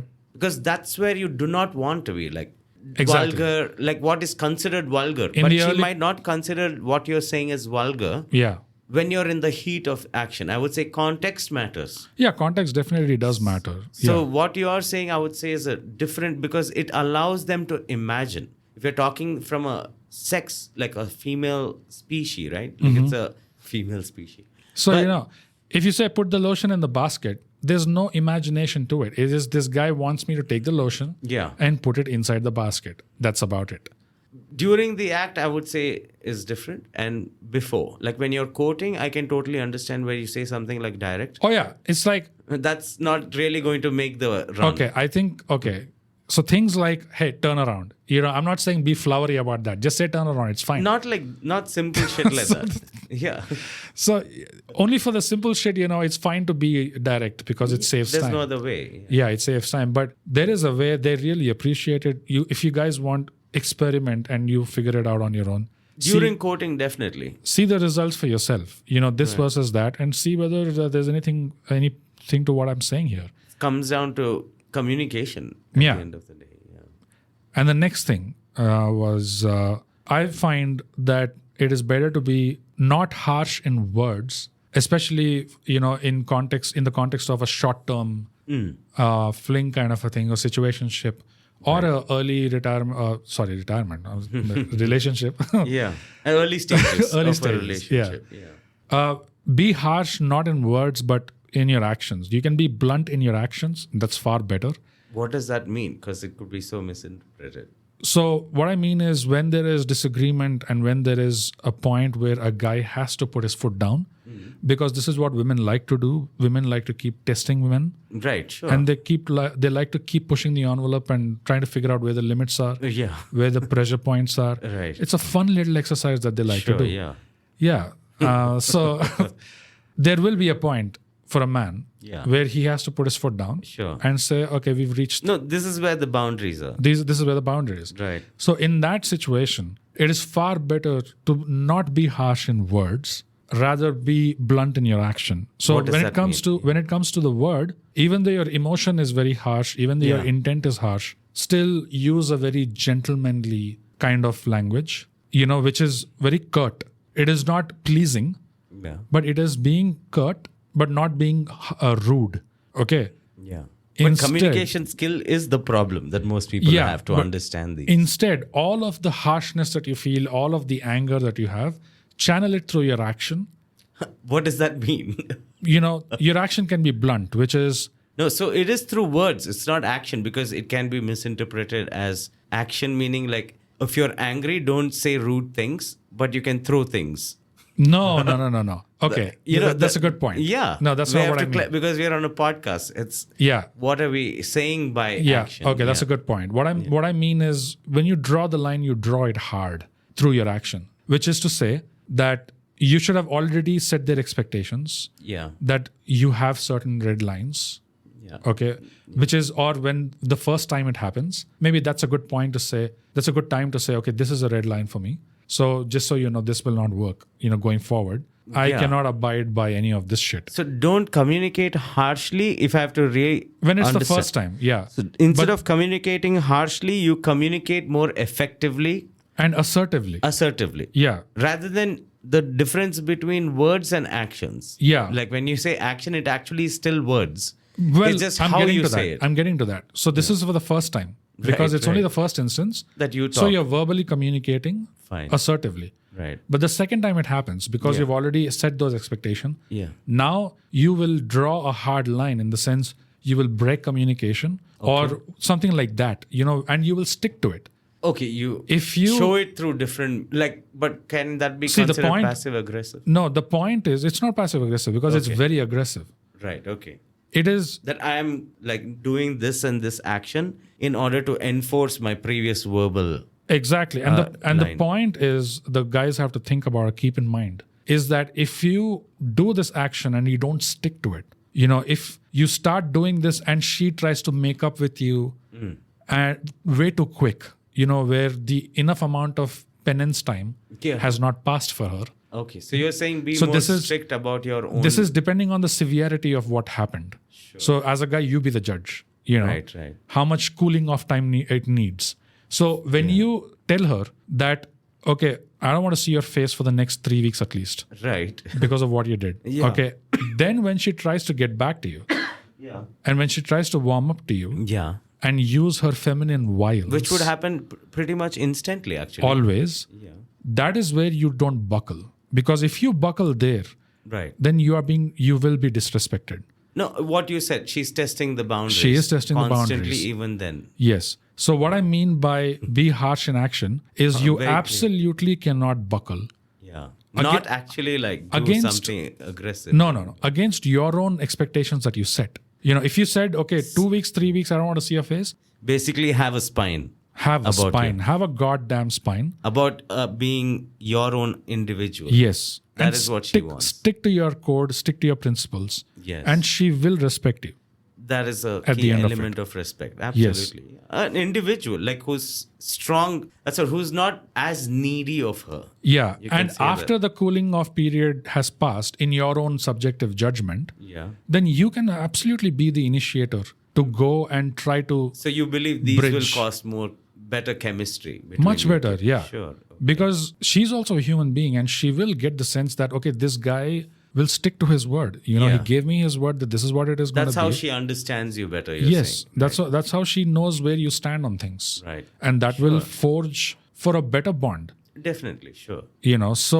But it's very important, is my point. But most men become simps, you believe. Exactly. Right. They cannot be harsh in their actions. They cannot be blunt in their actions. They sometimes give in too quick. Right. And when you're dealing with the feminine energy, strong male is equal to having strong boundaries. Your role is to be a counterbalance to that. Yeah, seems primal. If you give in too quick, then you're failing as the role determines. You need to be a counterbalance. Counterbalance means what? Whatever was given your way, the shit that she threw at you. Yeah. Now you need to give an equal and opposite response to that. Right. Because that's what enforcing a boundary means. That's what balances it. Yes. Otherwise, you're off tilt. Yes. That's as simple as that. It's always their way, which is the joke I always hear. Yeah. People in long term. Exactly. It's whatever they say. Yeah. And of course, I mean in a respectful way, not violent, throwing shit or nothing like that. Let's clarify that. Yeah. Come on, guys. Yeah. All right. So the next thing, Syke, is about a term called death grip. Right. What is that? I just wanted to put it out there. So death grip is a term used for when guys choke the monkey way too hard. Right. When they're, pleasuring themselves, basically. Mm-hmm. And it's a term for when, this is especially with younger guys. Right. Okay, maybe as guys get older, they realize They get more comfortable with the act itself. Or they get more comfortable with it, or they realize that was having a detrimental, effect on them. What is death grip like? So death grip is basically when guys are jerking off. Yeah. And at the point of climax, Yeah. especially this is with younger guys, whose hormones are raging to another level. Yes. Yeah. And so they're having way more intense orgasms at that age, let's say. And at the point of climax, Yeah. their sense of the experience is so intense that they end up choking the monkey way more than is required. Right. And that unfortunately gets translated to contributing to the intensity or the pleasure of the experience. Sure. Kind of like BDSM or one version, like an element of that. Or it could be an unconscious thing as well for young guys. They may not realize that they're even doing it because as the orgasm is intense, maybe as a natural consequence, their wrists are clenching up. Yes. So what happens with a death grip and why it is bad? Right. Guys need to know is that the undue pressure that you're putting on your brother, your monkey, your brother, your co-partner co-partner in life. Yeah. Yeah, Mastan Bhai, whatever you like to call it. That kind of undue pressure is harming the health of your member because it does not naturally replicate the actual act. The actual act, the real world conditions. Yeah. When your train enters the tunnel, so to speak, it does not really replicate the same pressure or the same G-forces as your clenched up wrist does. So as a side effect of your clenched up wrist, if you end up doing it too many times, what happens is you will not be hard for when it really matters. Because there's nothing as tight. Yeah, because your Johnny boy is now desensitized. It requires that amount of pressure in order to get off. Exactly. And which is not a naturally occurring thing in the act. Yeah, and when you've conditioned your boy to undergo a lot of pressure every time, right, when it actually comes to the real thing, you might find him falling short because you probably will not even get hard enough to do the real job. Sure. So a lot of guys, and these kind of things, as you may already know, tends to have a huge psychological impact on guys. Right. Especially when there are performance issues. Which is a huge thing. Which is another area where, more kindness is required. Like guys need to be kind to themselves about it a little bit. And also, if they're lucky, they will have partners who empathize. And also can get them to learn better. Yeah. How to help in the... Exactly. How to stay involved for a longer time. Yeah. And if you're lucky enough to be with a giver, they will actually help you get back to form. Right. So that's what death grip is. And just in case any guys who are doing this, because they could be across age groups. So if anyone is doing it, then just know that it has a huge detrimental effect. In real life. In real life. When you get to it. Yeah. And basically anything that does not replicate the real thing will have that effect on you. That's the basic guiding thumb rule. And the other thing I would say is, as an even better practice for young guys, as you're coming to completion, let the monkey free. Let him puke in peace. Right. Yeah, you don't have to be choking it while it pukes. Or you can play with it, do it in a healthier way. Yeah, but you have toys and all of that to help you. Remove all pressure, basically. Right. And the best thing is let go of your hand and let him puke in peace. And that's usually the best thing because there's absolute lack of pressure. Right. And also your member is now getting more and more used to choking by itself. Sure. So that only positively impacts actual act. The muscle. Yeah. In terms to let it go free. You're saying. Muscle conditioning. Yeah. So that was the one point I had about death grip. I just felt like put it out there because not a lot of people talk about it. Sure. Yeah. And it might be I've not useful. even heard that term before. Yeah, it might be useful to some guy out there who's I would say who's constantly succumbing to requiring that at every time. Yeah. Because you need to have play. Struggling. In play, it's fine. Yeah, who's strangling the ever-living life out of his small brother. Right. As a constant thing. Ever-living life out of his toy, as if it killed his family or something. It's not a revenge thing. You don't need to be that intense. Right. So that's what I wanted to put out there. About that point, yeah.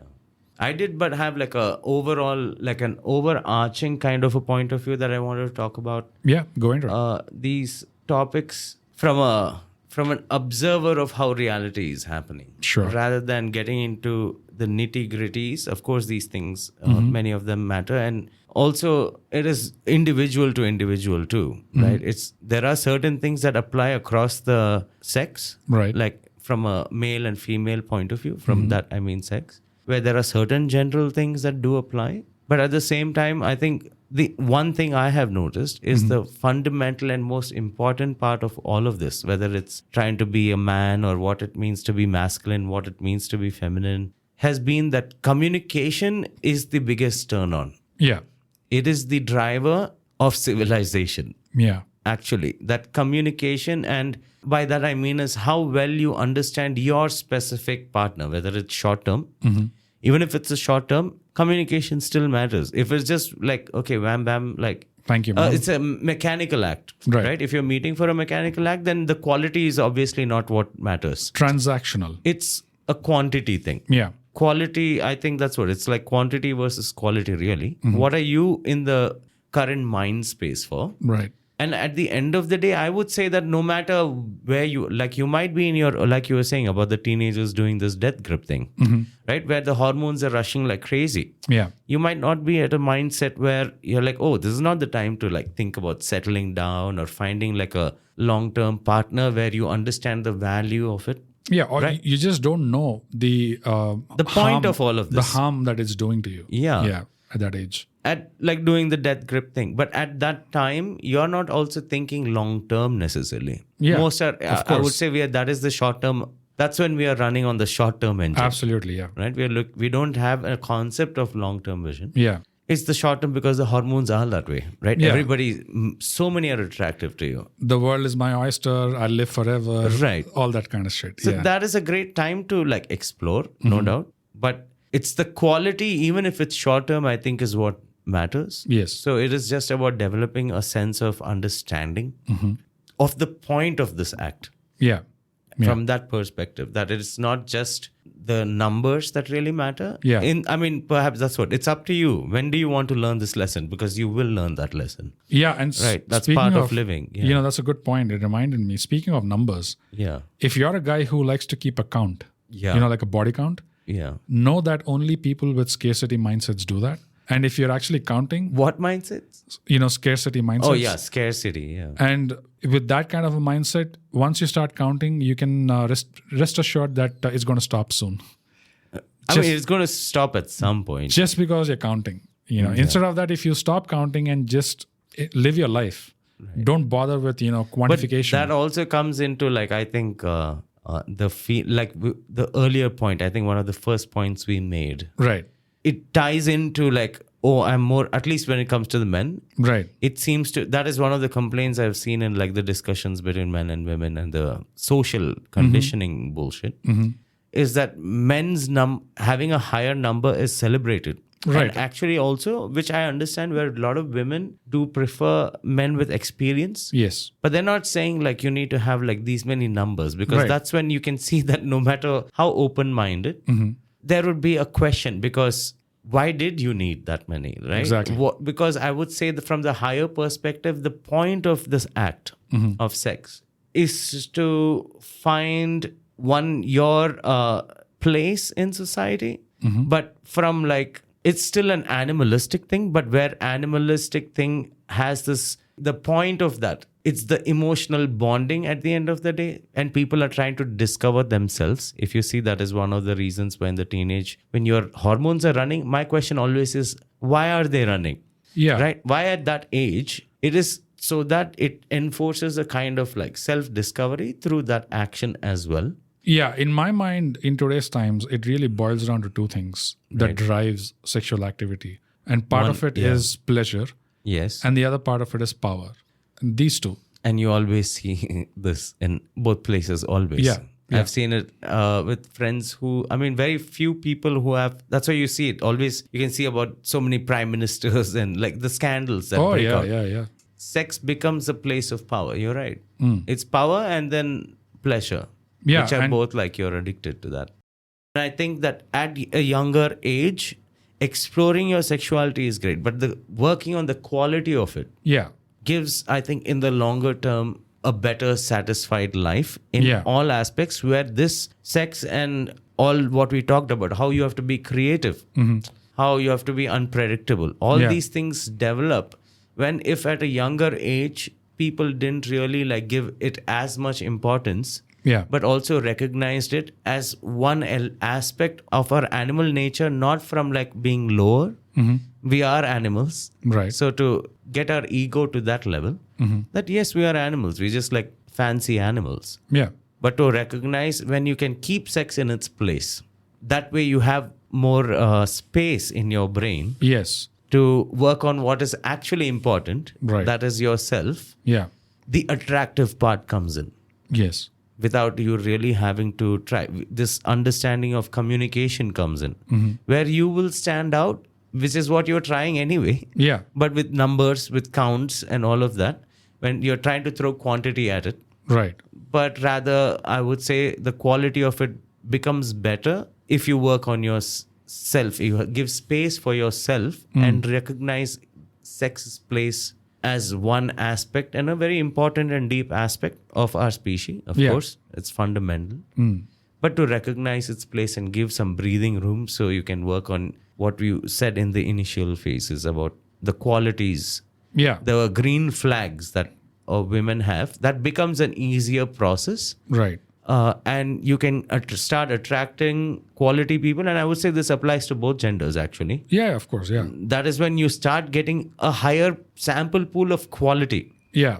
And I think it's important here to mention that when we say quality, what is really being meant is not some objective metric, where people are ranked on quality charts. Oh, yeah, not like that. What we mean is compatible with you. Yeah. Who fits well with you. You don't have to perhaps search through 100 to find Exactly. So that's not a universal metric or a standard. Yeah. It is a very subjective requirement, which is based on who you are. one. Right. And the fact, even coming to one of the points you said about sexual compatibility. Yeah. I think sexual compatibility will be a lot more easier if you really recognized and kept sex where it should be. Yes. In the sense as it is important. Right. It is an element of who I am as a human being. Right. And then it gives you the space to discover yourself. And when you do that, all the other things, the sexual, in that discovering yourself, your communication will be better. Yeah. And when you do that, then the sexual compatibility has a higher chance, or the quality of the experience has a higher chance of being more consistently great. Yes. Yes. So that kind of compartmentalization is what further enables you to take that particular small experience Into perhaps longer, yeah. into, better quality of, the intensity of it or what you get out of it. Yeah. It's a deeper A bond formation. bond formation. So you actually. could go from you can form a medium term to long term Yeah. without having to sample 100 and bitching about it, which is what Exactly. I see generally when I'm watching these videos. And what we say when we talk about compartmentalization is boundaries, basically. And we did a episode on this called Boundaries. It's not easy. Check it out. It goes deeper into that. Nice. The yeah. importance of, How you put compartments. Yeah. Put things in its place. Just Correct. because the society over-represents the sexual aspect of it, it's Yeah. only because it sells well. That's it. And recognizing that is an important part rather than falling for the trap of it. Exactly. You should not fall for it. Just recognize that, this is being overrepresented only because it sells well. But its actual place is this. Yes. Yeah. Actually in real life, because that is actually what real life is. Right. You're not fucking all the time. Yeah. I mean, You're working a unfortunately. lot. Yeah. But yeah. No, I don't think we're built for that too. You have to study ourselves, right? Like that. Let's try, I say, Syke. Let's try till we die. I think there have been like Guinness World Records. Who knows? Yeah. Yeah. But it still is not, that's what it's not meant, first of all, course. even your skin wise. So that is the evidence of this, Right. right? That it's at most like 1 hour. Yeah. And when it's repeated, that's the average I've seen, like half an hour Yeah. is a great time. Rated by both. Like at least 30 minutes is like great. So Half an hour to 45 minutes. Yeah. Is the sweet spot. is the sweet spot perhaps, rather than 5 minutes, of course. Oh, of course. Yeah. Yes. So That's what, there are different averages. So if you see both are kind of satisfied with that time, that means that is the time which should occupy your brain. Of course, but when you're younger, your hormones are going to make you think, and it's on both sides, right? Both male and female. Right. That are first time recognizing that element, which is exciting. It's fun. Yeah. Right. It is the key why our civilization still exists. All right. So this is obviously a topic that, Syke, you and I could talk till the cows come home, as they say. Yeah. So, guys, hopefully there were some points in this episode which you found useful or was of value to you. We are thinking that this could be a series because these kind of topics, the points could really get never ending. And with different perspectives. Yeah, and with different people also. Yeah. They might introduce different perspectives to this. Exactly. So, but the intent is really to dig up all these unspoken points, that hide in the darkness. Different perspectives that people have The on people where to that we don't hear as often. Yeah. In conventional conversation. Because, many perspectives are also subdued because it might not be popular. Yeah. So to give a voice to different people who are living together at this time on this planet. Right. Yeah, So this could be a series for us at the Thigh Gap Podcast, and I'm looking forward to it. Cool. But I hope you guys liked the episode. We're now at the end of it, of course. Right. So if you have anything to add, what were your thoughts? Critiques, or if you had any points to add, of course, you know where to reach us. Our socials are @_ThighGap on Instagram, @ThighGap on Twitter, mindthygap@gmail.com. That's our email. And we also have a Discord. So you'll find the link in every episode's description. And you can also find that in our link in bio. Come connect with us there as well. All right. So thanks everyone for listening. Thank you for your time. And that's a wrap for us. Have a good one.